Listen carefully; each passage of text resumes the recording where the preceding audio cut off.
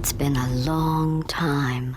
How have you been? This is a review of Portal 2, the sequel to the cult classic Portal. Expectations for this game were very high because of the surprise success of the first game and because of the developer Valve's history of making such excellent games. Personally, I avoided as much media coverage for the game as I could in order to experience the game fresh. In the same line of thinking, I will not be showing you footage that is that far into the game. Most of it comes from the first section, so don't worry, no spoilers here. You need to experience the game for yourself. I think we can put our differences behind us. For science, you monster. And apply immediate pressure to your temples. It is not necessary for you to play the first game. However, you definitely should because it is such a great standalone game. Let me quickly catch you up to speed with the events of the first game. You are Shell, a human/android that is used in testing at a mysterious facility called Aperture Science. You are given a portal gun that shoots two portals, a blue one and an orange one. When you walk through one portal, you come out the other. Then, a malevolent AI called GLaDOS runs you through a series of tests using the portal gun. At the end of testing, she tries to kill you, but you kill her instead. As you escape to the surface, you are captured and put into holding. This is where the first game ends. The second game picks up with you waking up after being in suspended animation for 300 years. Testing continued on without GLaDOS when you were in stasis, however time has passed and the facility is abandoned.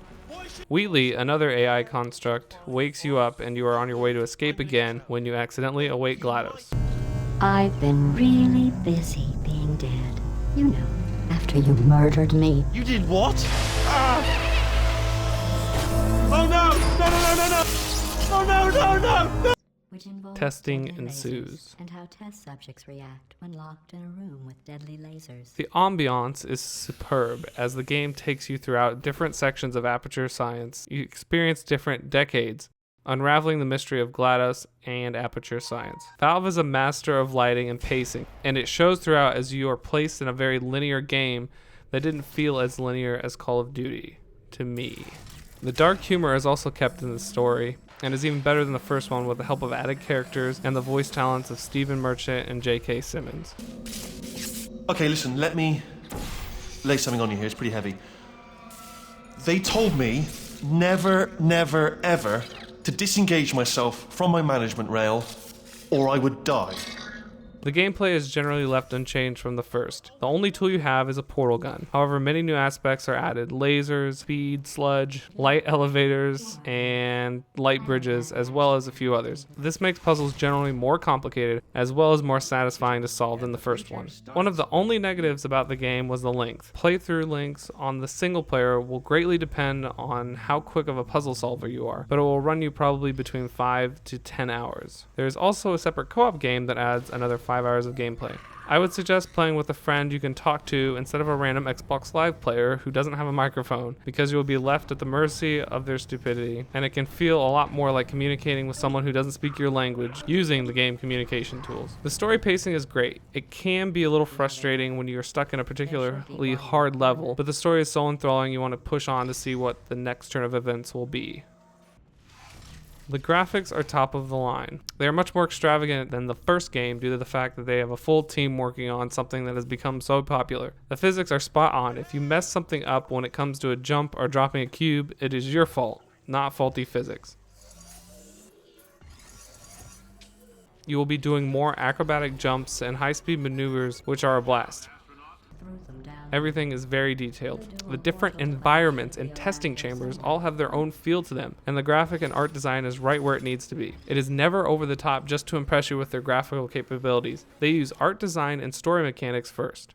The audio fits the style of the game. Music is electronic and funky, and does feature a new song during the credits by Jonathan Coulton. I don't think this counts as a spoiler. It is interesting that the music changes as you solve a chamber sometimes. For instance, if you drop a cube on a button, they might add a new electronic beat to the background music. This is a really neat feature. Voiceover work is the best you can get. Alan McLean returns as the ever creepy and funny GLaDOS, and there's an appearance by J.K. Simmons as the founder of Aperture Science. And of course, co-creator of The Office, co-host of The Ricky Gervais Show, and graduate of the University of Warwick, Stephen Merchant. All of them are hilarious and add such depth and entertainment to the game. If you are on the fence, you should buy it just for them. I do have two complaints: the length of the game and the load screens. Including the co-op, you'll be getting about 15 hours of gameplay, which is not a deal breaker. For some reason, I can play the game over and over. I played the first one so many times, and I can tell I will be doing the same with this. However, I do wish the game was longer, and there will hopefully be some downloadable content for it. The load screens are a pain. They break up your immersion and remind you that you're playing a video game. That being said, I would much rather have load screens after every chamber than play a game that has no load screens but is glitchy. There are 0 glitches in the game. Overall, the game is a must-buy. It is innovative and fun, and being a sequel, it adds all the right things to keep it fresh while keeping all of the things that make it good. I give it a 9.3 out of 10. I would have given it a 10 out of 10 if it was longer. Here come the test results. You are a horrible person. That's what it says. A horrible person. We weren't even testing for that.